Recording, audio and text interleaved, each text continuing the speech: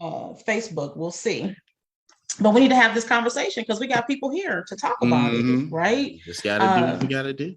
So, hey, everybody, I hope you all are doing well. I am LaTara Venice, and I am the Director of Culture for Kingdom Driven Entrepreneur. And we are joined by the awesome and handsome Phil Bynes, our CEO.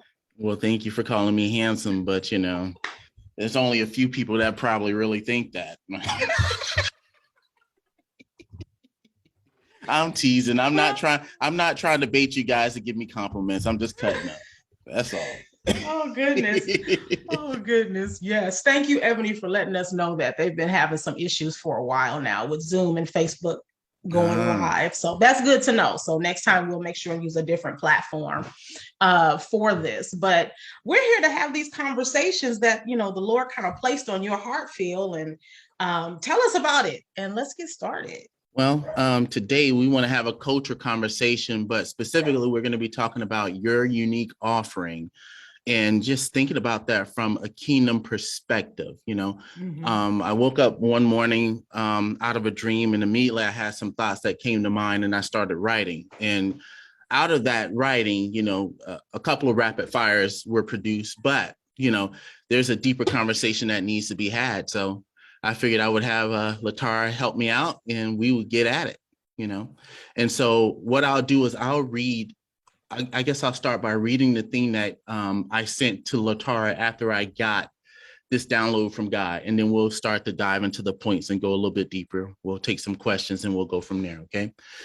So what I have here is your unique offering. And then what came to mind was Matthew 6:10.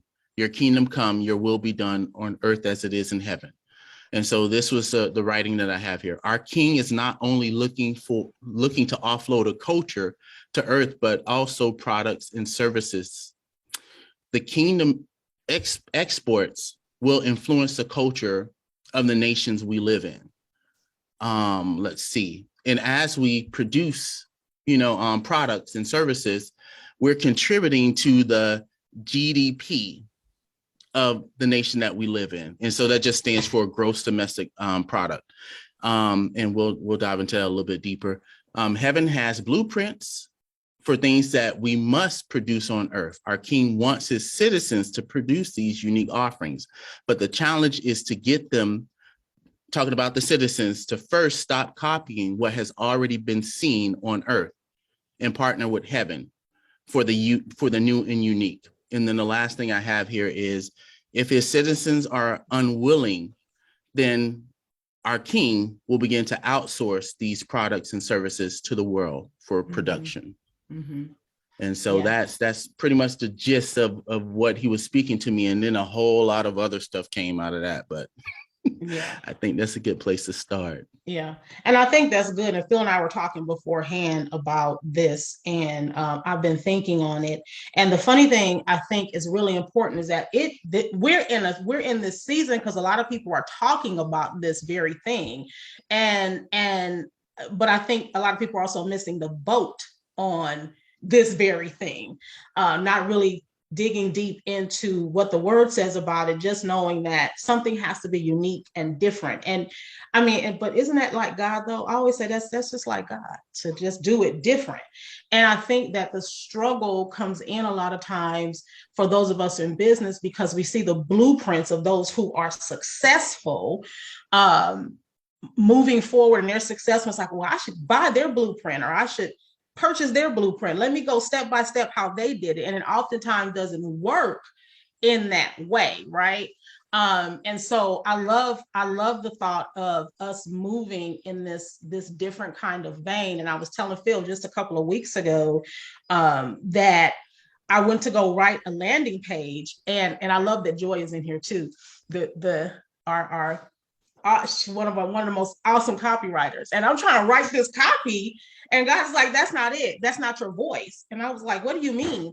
Your voice is vocal, right? And so what does that mean?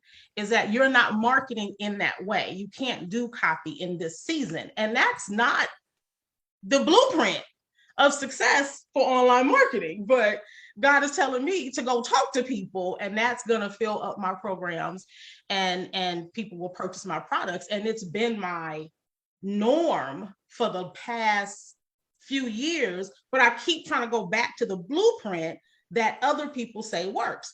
Write copy, write a whole lot of copy so that people read it and so that people purchase. And, and I'm like, okay, but that's not working for me. And I had to really hear God a couple of weeks ago when he said, your voice is vocal. That's not normal in what we see in the world of business. It's just not normal just to talk, right? So I think that it is a good space for us to be in. And I'm glad that those who are here. And, I think we'll all be challenged by this conversation to show up different with how we do products and services. Yeah, that so makes sense.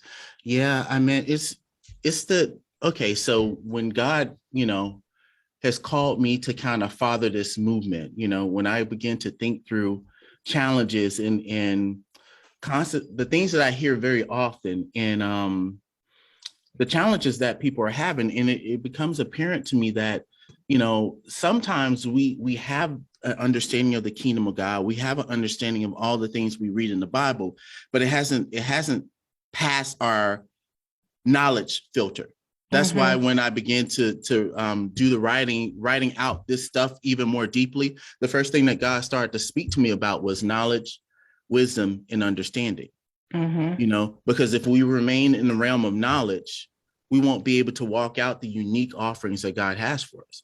We have to move past knowledge to wisdom. And once we get to wisdom, once we begin to get an understanding of the things that God has for us to do, then we begin to gain deeper understanding, and we can help lead other people into what God has for them to partake in. And so that's why, like, when I first endeavored to start to speak about this, I had to tackle knowledge first. Knowledge, we have to move from knowledge to wisdom. We have to move, and not just even stay in wisdom, we have to gain the understanding, because once we have the understanding, then we can begin to impart what we understand to other people. And the interesting part about that is, if we go up a level to understanding, we make space for the people that are coming behind us. If we never reach understanding, there's no space for the people that we're imparting into to enter into wisdom, right? Because a lot of times they're never going to come, and they're never going to come to the same level that you are, because either they hold you on a pedestal, or they're not eating on their own at a high enough level for them to have that wisdom that God wants to download to them. The Bible talks about how, if anyone lacks wisdom, let him ask of God, who gives liberally. But a lot of times, when you're following someone else that God has led you to, a lot of times you don't surpass them, because you look to them as almost like the source. Yeah. And that's why in KDE, we're always pointing people back to God, back to the Holy Spirit, because we can't be your source. Right. If ever we become your source, we're capping what you can receive from God. But anyone that can tap into the ideal of going straight to God as the source, they can raise up to the point where they become peers, and even they excel whatever we're doing, right? And so that's what it's been about. And so yeah. That's good. That's good. So as you guys are listening, you can comment, you can ask questions, share what's coming to you, because that's the purpose of these e-talks, right? I just love that, e-talks. And I think when we understand that God is the source and everything else is the resource, it kind of really helps us to become more comfortable as well too, in these unique ways he tells us to move. Right? Because he's going to tell us in unique ways to do these things. Even if and sometimes it may look like something somebody else is doing, and somebody else should, because it should be other people doing soul care. I do soul care. I shouldn't be the only one doing it. Someone else should be, but the way that someone else may have someone else do it, it might be a little bit different. But if we understand resources, and we get comfortable with, okay, well, I'm supposed to look a little bit different. I'm not supposed to do this the same way as someone else does it. And I'm doing this because I really believe our unique offerings as well, that God utilizes who we are personality-wise, right? And how we bring this thing forth. And that's one of the dangers of trying to pick up making other people the source is you miss who you are. And sometimes we try to become who they are.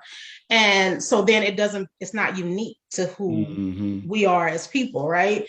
So, if y'all don't know, now, I'm a little edgy. I can be a little edgy, right? And I'm good with that. But for a long time, I always tried to pick up somebody else's script, somebody else's blueprint, the way somebody else did it. And God kept going, this is not working for you. This is why you're not making no money. I just had to be real with that right there. That's what he told me. This is why you're not making no money. It's not working for you because you're trying to be somebody else.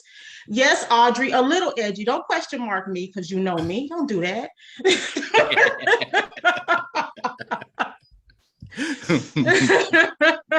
Right. And so we have to understand that God doesn't expect for us to be different than who we are.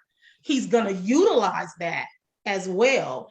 And when we learn that, of course, that kind of really helps us see that he's the source. He created me this way, and he's molding me to do this thing the way that fits who I am for his glory. Does that make sense? Oh, it makes sense. And it's quite funny because like there's this thing that people say sometimes that it irritates me a little bit because I think they're coming at it from the wrong heart. I know what they mean, but it irritates me because if you have the wrong heart about it, it will keep you bound and locked into a cage, basically. But when people say stuff like, well, I want all of God and none of me, or more of God and none of me.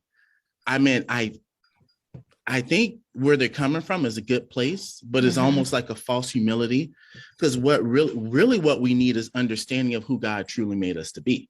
It's not about, us not having a signature. God when he created us with a signature.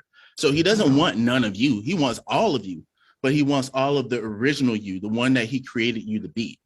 And too often we begin to downplay that because we feel like nothing good can come out of us. No, if we are the masterpiece, then there's something very special. There's something very unique in us. The challenge is we have to make sure we stop taking other people's blueprints or stop trying to be reproductions of something else that we've seen that was good, even if it was godly. And so that's the challenge. We have to get to the point where we're comfortable going to the King directly or going to the Holy Spirit and getting specific things for us. It's okay to take people's frameworks, but blueprints, no, right? But if you take a framework can help you begin to see how you fit, how you can use that same framework to see what your walls look like and what your roof look like and what your foundation, well, your foundation is Jesus, but what the tile on your foundation looks like, right? And so, yeah. So Phil, let me ask you this, because I know you've really been thinking on this a lot, is that, so for people who are like purchasing these blueprints and using so many other people as sources and not resources, what can somebody do to begin to understand their unique offerings, who they are? Well, I think even if you take someone else's blueprint and you begin to pace the blueprint through certain questions. Okay, Lord, what do you want me to get out of this? I purchased this person's blueprint. I think that it's value. I see all the great things that they've got out of it. What about this should I get out of this? Right? And then what can happen is he can begin to give you a framework of what type of things you can expect to take and pay attention to, right? Instead of just taking it as a whole and be like, oh, I'm going to implement this, I'm going to implement that, I'm going to implement this. Also you ask yourself questions like, okay, well, who did you create me to be? Very specific questions about you. You need to know about who you are. And the more you know who you are, the more you can set your own framework or know where you should not pass, what boundaries you have, right? So when I took on this position as CEO of Kingdom Driven Entrepreneur, the only thing God kept speaking to me about was my identity of being a father. That was it. You're a father. You're a father. You're not just a father to your children. You're a father to people older than you. So everything that I look at when I'm doing Kingdom Driven Entrepreneur comes from the lens of the identity that God has already given me for this position. And so when I look at it through that lens of being a father, okay, what does a father do? I start asking questions like that. Lord, what does a father do? And I'll go into the word and he'll show me some stuff, but also he'll tell me directly, well, fathers protect, fathers impart, they set identity, they set the atmosphere for the household, all these different things he began to tell me about, right? So when I start to do stuff that doesn't look like that identity of father, then I have to question myself, am I doing the right thing? Then I go back to the father. Okay, should I be doing this? Because this don't look like what you revealed to me about what a father is. And then that gives him space to clarify. Well, actually, you are still doing the role of a father because the father does this. Then I see a different perspective, or I see a different angle of what fathering looks like. So I would say go to asking God questions about your identity, that's even good. in the stuff that you're looking at. That's good. I love that. Ask God questions about your identity, and then for people who struggle with thinking you can't hear God, he talks to you. Right. And trust me, he'll answer the questions. And I love that. Someone said this, and I think this is important too, to kind of talk about a little bit. She said, hold on, this is Jaleesa. She says, so our unique offerings should be frameworks instead of blueprints. No, our unique offering can be a blueprint. But I'm saying if you start with, especially if you're looking at somebody else's thing, if they give you a framework, you can use someone else's framework to help you when you're creating your own blueprint, is what I'm getting at. But God can give you specific blueprints for heaven for your life. Most times, though, he's not going to tell you the whole thing at once because he's interested in the process. Think about it. If God laid out the fullness of the blueprint before you, you're going to take that blueprint and run with it, and you're never going to check back in with him. When his desire is to have communion with you, communicate with you. So a lot of times he doesn't give us the fullness of a blueprint because he wants us coming back. He'll give you a little bit at a time, and then he wants you to come back. He'll send you in a direction, and it's the full direction you're supposed to go into. He says, stop. You're not supposed to do that anymore. Now I want you to go over here. And a lot of times people get confused. It's like, well, you had me over here and things were going so good over here. Why are we stopping, Lord? Why are we doing this? Because he only wanted you to go so far in that direction because now you receive what he needs you to receive to be able to be processed in the next place where he wants to take you. Yeah, I think that's good. That's really good. I know actually, when I teach people, when I talk about like vision activation, I talk about blueprints, but then I talk about frameworks within the blueprint, right? So, and I think that's important. I think that's pretty much what Phil just said is the framework is within the blueprint. And no, God's not, you may like see the whole blueprint, but it might be stuff blocked off that you're not seeing just yet, right? Like he might go, this is your capacity, but you can't see all that yet because you might either run towards it too fast or run from it even faster. So let me give you this little piece right here. And I think that Joy said something about blueprints. I really liked, let me go find it here. Blueprints. Hold on one second. Blueprints don't deliver the same results, but God's guidance, wisdom, and discernment will take you places you never imagined possible. Yeah. I think that's good. I think that's really good because it kind of helps you to understand that, what if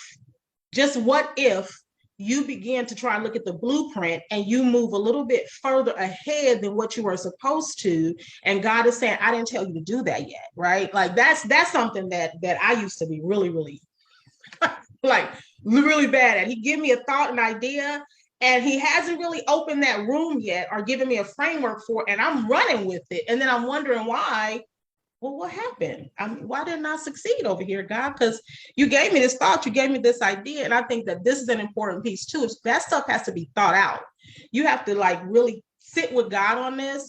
That's why when you get a vision, it says, Terry, sit. Sit for a while, right? And I remember there was this one chick on Facebook at one time, and she said, anytime God gives me a vision, I run with it right away. But then she always would like bump her head, or fall on her tail. And I was just like, because you didn't sit with this for a while.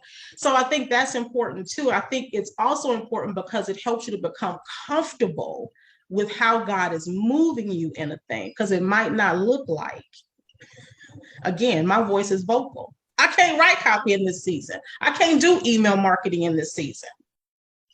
That's not normal. But yet I'm making more money than I ever have before in all my online, and I'm talking money because sometimes I think people need to understand that, God is saying, look, I got the blueprint. I got what you need right here. You don't have to go follow that multimillionaire, or that they don't necessarily have it. Just because they're making the money doesn't mean that they have what I need for you to carry forth. And that's why you have to sit on these things. And it is.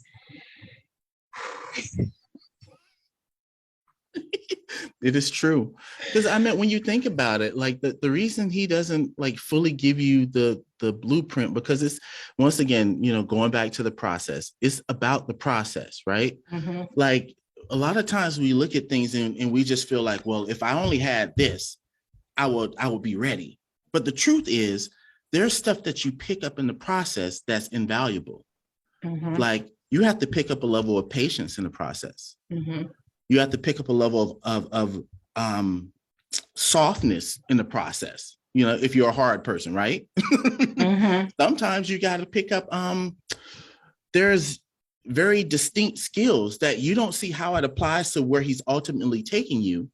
Mm-hmm. But those skills are going to be needed to impart into maybe someone else that he's going to send down in your path, right? Mm-hmm. So you need to know it. Mm-hmm. And so that's why, like, he doesn't, and I saw someone ask about what's the difference between a framework and a blueprint. Yeah. So this is how I would describe it. A framework is just kind of like, okay, this is what's entailed of a house. You have walls, you have things that support walls, you mm-hmm. have the foundation that holds the whole structure up. You have a roof to keep you dry. Mm-hmm. And bam, that's what you have. That's the exterior. That's the framework of the house, right? Yes. But a blueprint will tell you all the things. Okay, this is where the door goes. This is where the walls for the kitchen goes. It's super highly detailed, right? Mm-hmm. And you can't get to the highly detailed part without mastering, what does it look? What are the basics of what I need to keep and have? Mm-hmm.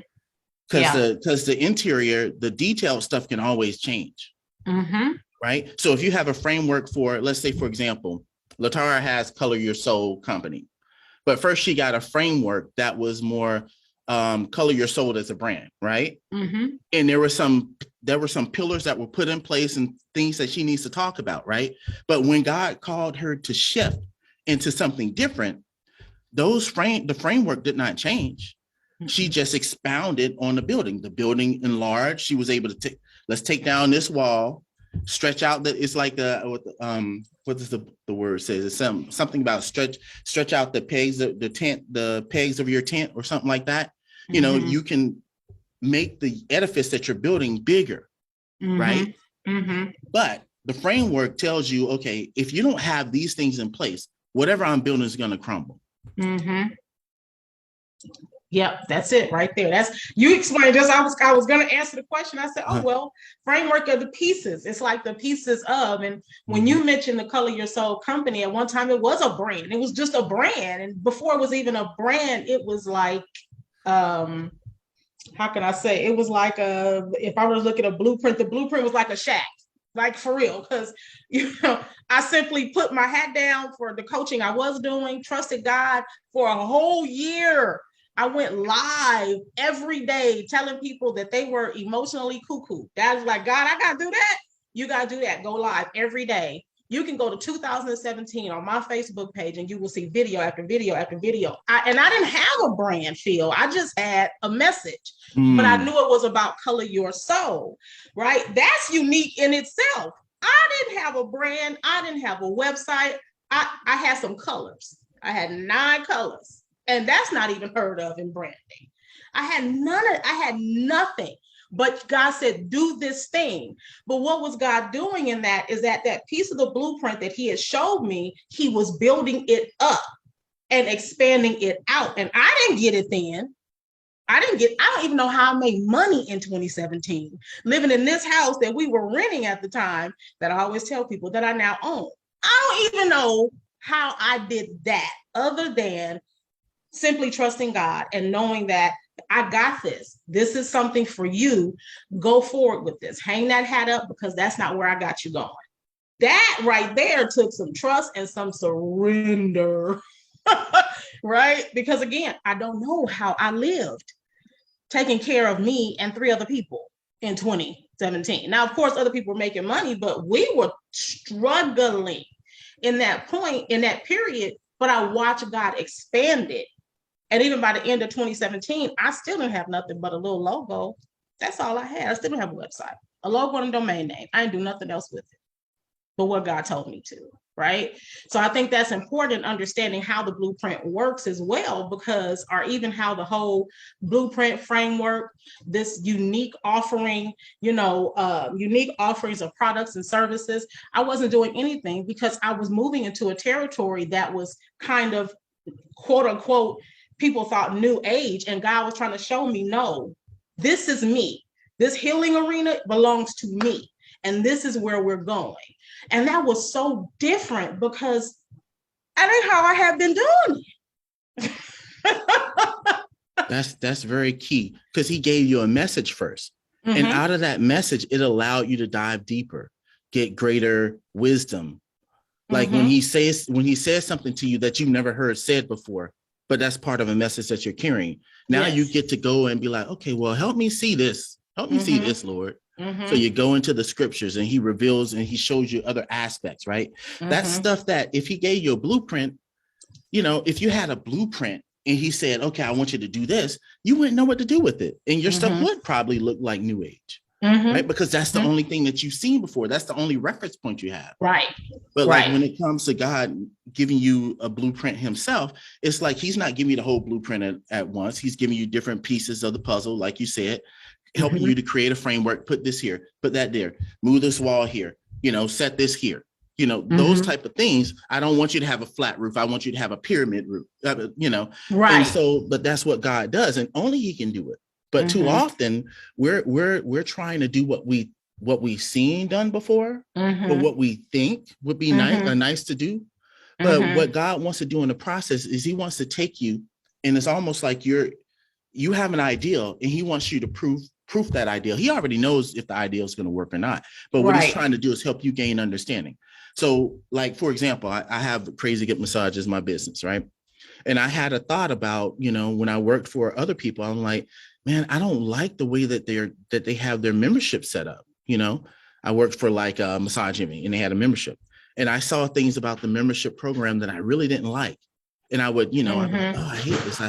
And so I was like, well, I would ask him for wisdom. Well, how can I do this? And I would sit there and ponder, how can I do this apart from this? Well, when I left the job, the first thing I did was I was like, you know what? I think I'm just I like discounted massage. That's part of the reason I worked at Massage Envy. I'm just going to offer them a discounted rate for massage. I'm not going to give any restrictions. I'm not going to make them be a member. I'm just going to offer, you know what? I think I'll start at $30 massage. I'm going to offer $30 massage. Ain't nobody show up for no $30 massage.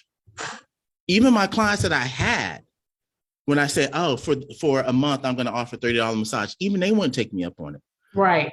And when I asked them why they didn't take me up on it, it's like, I feel like I'm using you. If I come for you already have reasonable rates. That's good. Yes. And when I talked to someone else about it, actually another one of my clients said, you know what? I can imagine if I didn't know you were good, I'd be like, who is this man that want to do a $30 massage? Right. Is he one of those creepers? You just trying to touch me?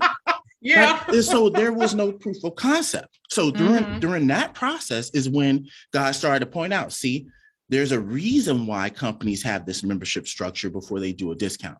Oh, I see it. Okay, so a membership structure that's tried and true, but I don't like their model. What should I do? Right. And so then I began to look outside of the industry that I was in. And eventually I came up with something that looked sort of like the Costco model, right? Where you pay for your membership annually for the year. And that wound up being a good thing. But before I dove head first into it, I was like, let me give it a proof of concept. Let's see if it'll work. I ran a Groupon. I had people come in at a discounted rate for Groupon for a rate that was similar to the rate that I would offer ultimately. And I was like, okay, I have this thing that I'm doing this membership, what do you think about this? And I gave them the price point. And over that time that I did the whole Groupon thing for about the period of a year, all of a sudden I realized that I had a pretty high close rate. So then I had the opportunity to prove it was a proof of concept. I gained wisdom. I gained understanding of how things work over time. That's what God wants to do with us. He wants to give us unique offerings, something different, something that you have to work with and come up with your own proof of concept, right? So that you can learn why this didn't work. Because the other aspect of this thing, once you gain understanding, now you can bring other people along to help them when they're building something. Yes. Right. So that's why he has to give you this intimate knowledge where it passes knowledge to wisdom and where it passes wisdom to get to understanding, because you can't bring someone else up if they don't have understanding. Yeah.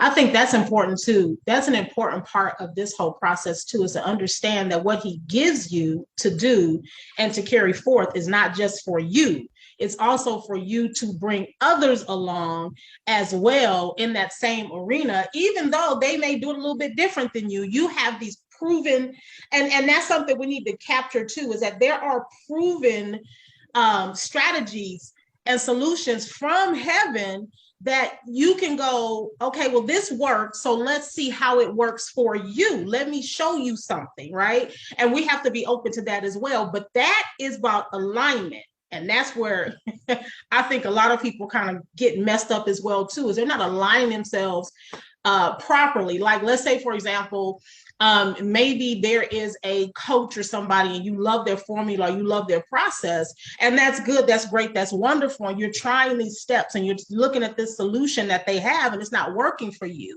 Well, if that coach, that particular coach, if you go and like dig a little deeper, that's why y'all got to learn how to research people and find out who you're dealing with.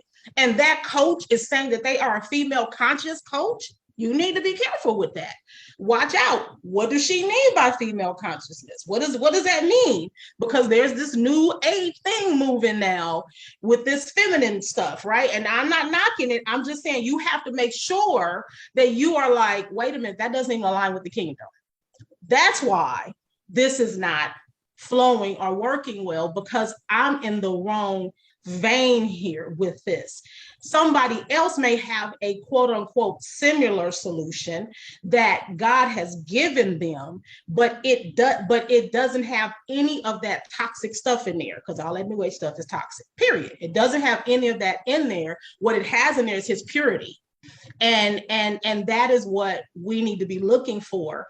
And I think it would really behoove everyone on here to kind of go and check and see who you following and who you might be saying, that blueprint or that solution, that step-by-step process seems good to me, but is it in alignment with the kingdom? And that is so key in moving forward with your unique offerings and understanding how God is using you and moving you. Mm-hmm. And another reason why blueprints don't necessarily work even when it's a godly blueprint is because God's going to have you give an account for what the assignment is he gave you. And if you're using someone's blueprint, that will yield certain results, but it's not the results you're supposed to receive. He's going to block that because he doesn't want you running off to go the wrong direction. He's like, I put you on the earth to do this.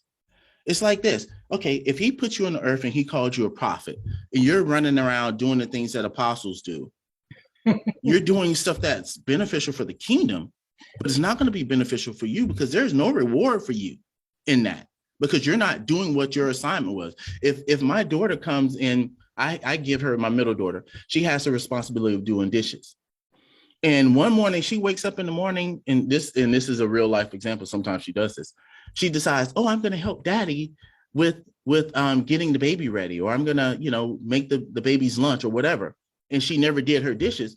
She's not getting rewarded for making the baby's lunch. And she avoided doing the role that she was supposed to do. It's the same thing in the kingdom of God. If the king has told you this is your assignment, or he has an assignment for you, and you don't go get the assignment and you don't do the assignment, you're not going to get credit for someone else's assignment that you're doing. Right. That's not how it works. That's good. That's good. This conversation has been so yummy. Like really good. Quiet over there. Did we say some stuff? Did we shock y'all or something? Y'all know I'm known for stepping on toes. So if I stepped on your toe, you let me know. And I'll go. I love that Ebony said earlier when I was talking about like the uniqueness. She said that's about bringing Oh, about the new age and color your soul. That's bringing his kingdom to earth. That's alignment with the original and not the counterfeit. That's good. I love that. Somebody said just taking it all in and taking notes, just listening and processing. That's good. Processing is really good. Yeah, these are good. Anybody have any questions or comments, even more than what we talked about? I'm just kind of scrolling right. Good. Glad you guys are enjoying this because we're going to be doing more of these, like a lot more. I think every month, right, Phil?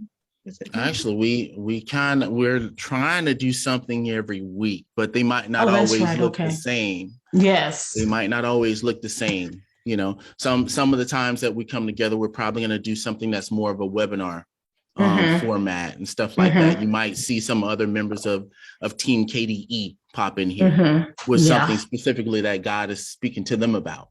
Because really, this is all about reaching and touching.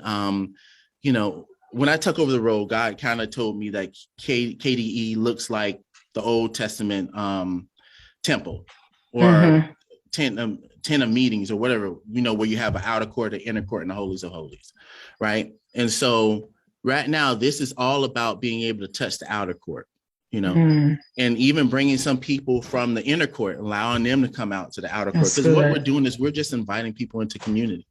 Yeah. We're inviting them into more of what KDE does, because that's the heart of the movement, right? Yeah. Good. Somebody said you have to excuse my snapping. You know, just gonna be honest. I got a mama that don't understand when I'm live. Like the people need to see my face too. she is something different. Let's see. Is it Mitchell said this has been phenomenal on a million levels. Tons of notes on my end. Thanks, Phil. Thanks, LaTara. Hashtag thanks, Phil. Hashtag thanks, LaTara. Look, y'all hashtag those thanks. You know, could keep doing that. When you see me and Phil, like on Facebook, talking hashtag thanks, LaTara. Hashtag thanks. Somebody said, "Come with it, don't quit." Good. This is good. This is good. I really enjoyed this conversation because I think we need these places to be able to just have these conversations, because for a lot of us, the way that God has us moving, it appears crazy. It's like, this is not normal. It's not supposed to be normal. It really isn't. So to be able to come into a space like this and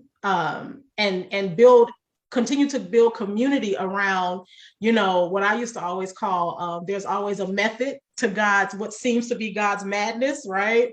To be able to come together and have these conversations around topics like this and all the other topics that we'll be having on a weekly basis, I think is phenomenal, because it goes deeper than being a Christian, and it digs into the whole process of being kingdom and what that looks like and how we're moving as entrepreneurs.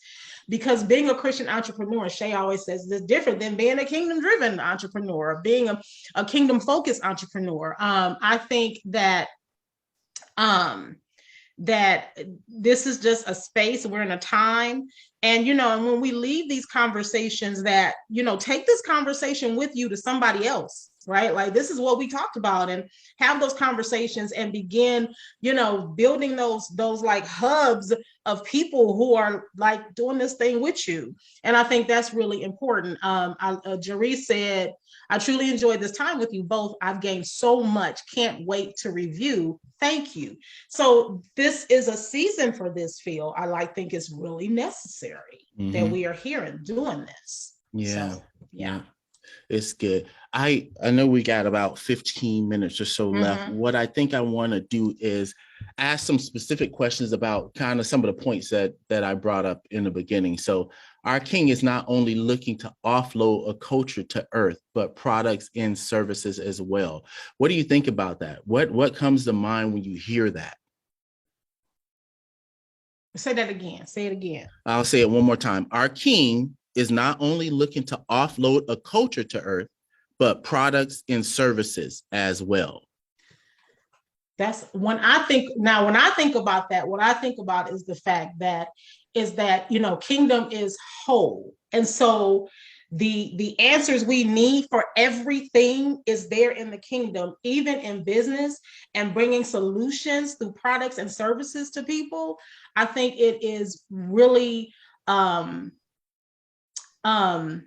necessary, as we understand not only is it whole, but it's holistic, and that encompasses everything that we are, and that those products and services are not just like business to business, but like offering products and services for people, building better relationships for people. Like you and Shay do a lot of things talking to couples, right? That's important. God cares about family. Mm-hmm. And I think that's important as well, and understanding that your product and service may look way different than somebody else's, but it still is a kingdom concept. And so that's my thought around that, is that it's mm-hmm. whole. The kingdom is whole, and so God is going to present or bring forth things that resemble the kingdom. It's whole. Yeah, that's good. Someone in the comments said, oh, that's Ebony, says it's confirmation. Mm-hmm. That's good. But just think about it. Like, imagine, because I've had experiences like this where you receive a product or someone's service, and that product or service just spoke love to you, mm-hmm. right?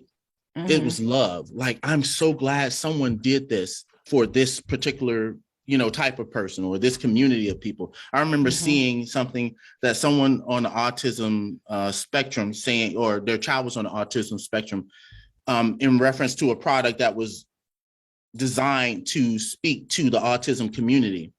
They was like, oh my goodness, it's like someone made something that shared love with me, right? Mm-hmm. Because it was something that I needed. It's like someone knew what I needed, and it was produced for me.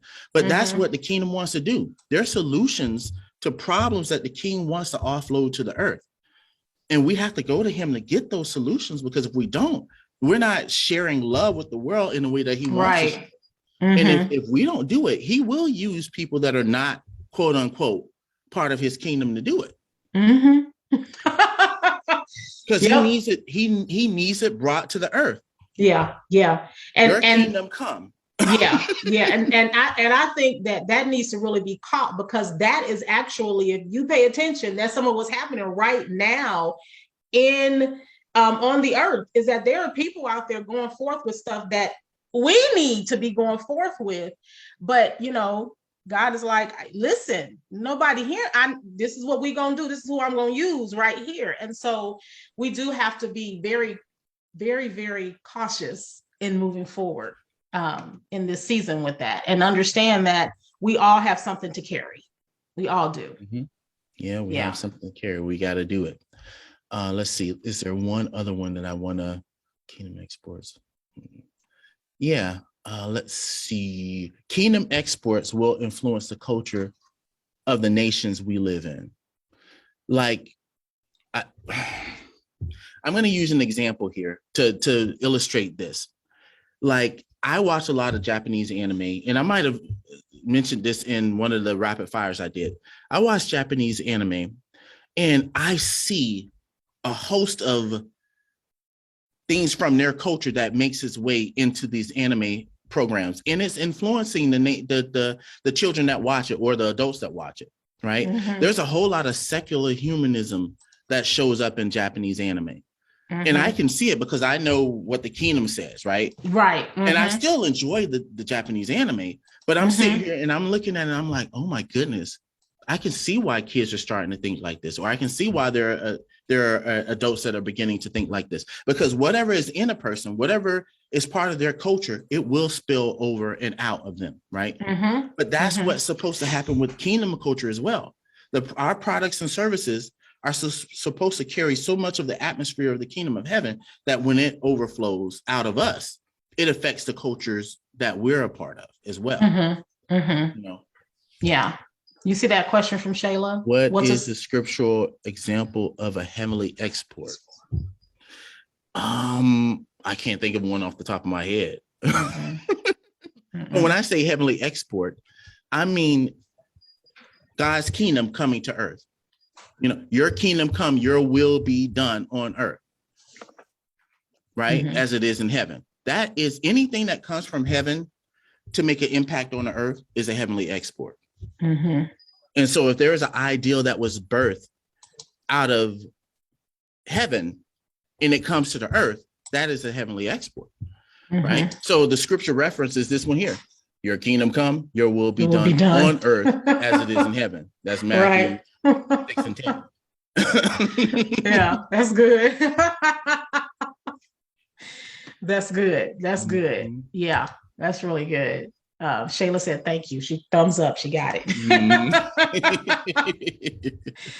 She got it. She got it. This is so good. Mm-hmm. Any comments or questions? We still have 10 minutes, Phil. We Yeah. still have 10 And we're minutes. gonna pause. We want you to think about it. You know, Mm-hmm. if you want to go through and look at the things, because I posted it in the chat when someone said, oh, they need to be able to see it because they couldn't write fast enough. So look at one of those things and you know, give an example of what you think about it, right? I'll just take the time as you're doing that. I'll take the time to talk a little bit about this. We contribute to the GDP of the nations we live in. And so when I got the word GDP, I had to go look it up. Okay, so what is the gross domestic product, right? And it's really, when you think about it, it's everything that a nation produces within its boundaries that may not be from that host nation. So, for example, a GDP of the U.S. may be Honda cars that are built here in the U.S. Honda is based out of Japan, but they do have plants here in the U.S. Where they're producing. And so it contributes to what's going on in the U.S. Well, the same thing with the kingdom of heaven. Even though the kingdom of heaven doesn't have a physical location on this earth right now, whatever we produce that comes out of the atmosphere of heaven is our nation producing something in the nation that we are in. And it affects the nation that we're in as well. That's good. That's good. I think that's good. That's good. I shared it again so they could read through. Again, Unica said all of this is confirmation. You know, I think about people like Unica too, because her service is so different. She is offering people a religious detox. And that's what God gave her, right? He gave her this whole thing around religious detox. And like, why is that so important? Because so many people are trapped in the confines of religion that they miss relationship. And so hers is really, really unique in moving people from religion to relationship. That's a unique offering. And her struggle with it, she's had a struggle with, you know, what does that even look like? And I'm just like, you just have to keep asking God, because she works along with me. And I just love how she has opened herself up, even if it looks crazy in the moment, and what she's sharing and how she's going live and talking about the importance of this radical and reckless love. That's the name of her book. And I think I got it right here. That's funny. The book is right here. Yeah, Radical and Reckless. When God's love disrupts your life. And God took that book that she wrote out of obedience and just developed this whole process for walking people through a unique way of seeing and meeting him. So I'm glad that she said this was confirmation. Oh. Okay, let's see. I see someone said, can you talk a little bit more about godly assignment and doing business? Godly assignment and doing business. I would say a godly assignment is anything that God is talking to you about, right? And a lot of times it shows up like through the vehicle of identity first, right? So I have an assignment to Kingdom Driven Entrepreneur to be the CEO. But what it looks like for me to be a CEO is out of the identity of father, right? And so although I'm a CEO and CEOs usually look a certain type of way, God has called me to be a father first to this movement, the father of movement. And that reflects how my godly assignment looks in this community. Now, there's still some things that a CEO has to do, right? Makes decisions, that type of stuff. But one of the things he recently spoke to me about, he told me that I want your role as CEO to start to look a little bit more like CFO. So is that a job description creep? No, because God told me my role as CEO in this season needs to look a little bit more like CFO. Why is that? We don't have a CFO. That's part of the reason.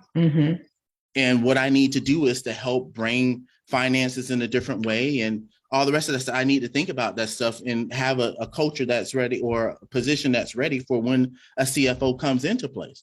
I don't know what that's all I know is God told me, hey, I want your role to start to look a little bit more like CFO.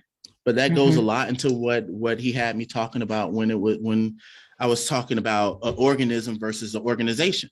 Like as Kingdom Driven Entrepreneur, we're called to be an organism, not an organization. Although we have an organization, it's not supposed to be so separated that there's not a little crossover, right? Yeah. So right. LaTara might be doing some things that make her look a little bit more like a CEO. I don't have a problem with that. She could be doing some things that make her look more like a COO. I don't have a problem with that. We're working together, getting the best out of everybody, because there's a little bit of crossover when it comes to the organism versus the organization. So I hope that answered the question, because I kind of went all over the place. That's how my brain works sometimes.